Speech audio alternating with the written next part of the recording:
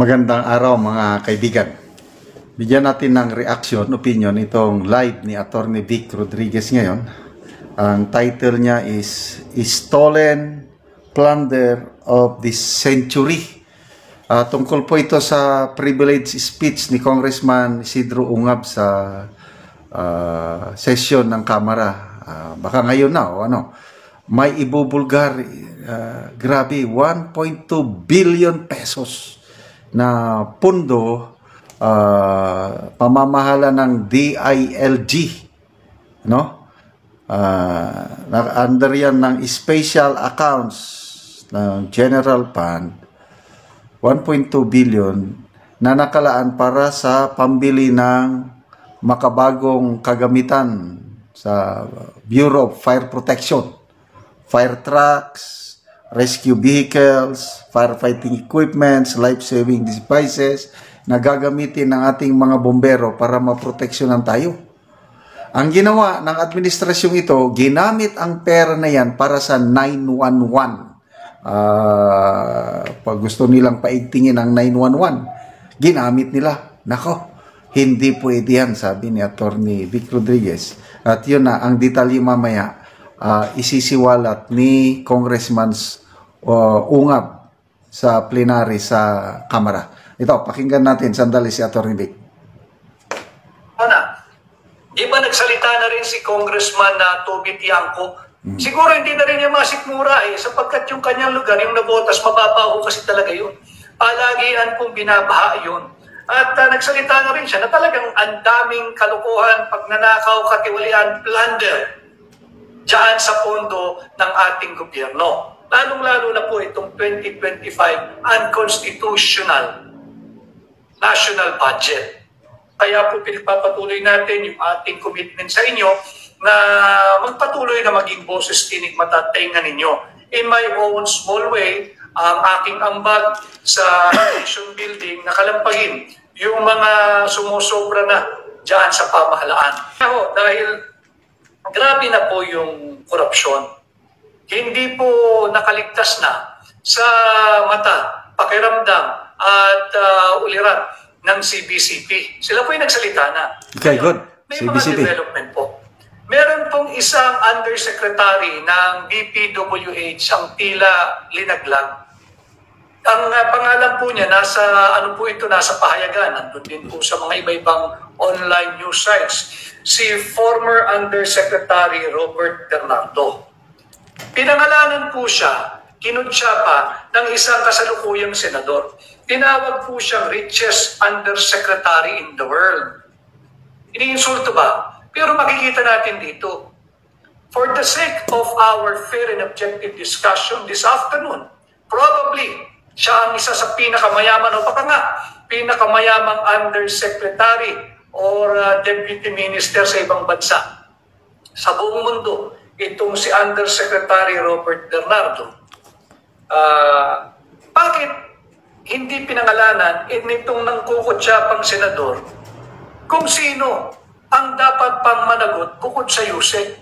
Pwede pang makagalaw ang Yusek nang hindi nalalaman ng mga sekretary. Sekretary ng DPWH, sekretary ng DBM. Pwede pang gumalaw yan? Correct. Pwede pang gumalaw ang isang Yusek nang hindi nalalaman ng mga district engineers na nagre-report naman sa mga kinatawan o kongresista na naglalagak ng pondo sa kanilang distrito. So makikita natin, inilalayo po yung istorya sa higit na malaki. Mamaya nga po may magiging opisyal na pahayag sa Kongreso, si Congressman Ungab, antabayanan po niyo. Dedetalyihin niya po yan. Malaki po yung storyang yan. Ang mainstream, syempre, wala po. Bingi po yan. May takip po yung tenga, wala pong maririnig yan. May antipara din po yan. Nakatingin lang yan yung source of funding po nila. Hindi po nila i-report yan. Higit pong malaki yan kesa dito sa pilit nilang pinagtatakip na unconstitutional impeachment complaint na matagal lang pinasura ng Korte Suprema, unanimous nga po yung naging desisyon. So, mukhang pon lamang itong Undersecretary Robert Bernardo. Paano magagawa ng isang Yusek nang hindi nalalaman nung higit matataas sa kanya. Yung paggamit po ng bilyon-bilyon o daang bilyong pisong pondo, above the pay grade na po ng USEC yan. Hindi ko sinasabing malinis yang USEC Robert Bernardo. Hindi ko rin po siya inaabsuelto, hindi ko rin siya pinagtatanggol. Ang sinasabi ko lang, dito sa senador na nangungutya pa, bakit hindi ka kaya mag-initiate ng investigation? At malaman mo kung sino ang mga nasa likod nung lantarang pagnanakaw sa ating flood control funds, yung pang-hijack ng flood control funds at flood control programs. Itong Yusek Robert Bernardo na ito, phone lang po ito, pero hindi ibig sabihin inosente ito. Hindi, wala tayong in-absueltong ganun. Tatandaan mo ninyo na may nag-circulate last week yung 800 billion flood control projects. 6 lang po yun, yung Big 6 daw ho. Big 6 ng Kongreso. Nandyan po yan, public, ano na po yan eh, public information na po yan eh.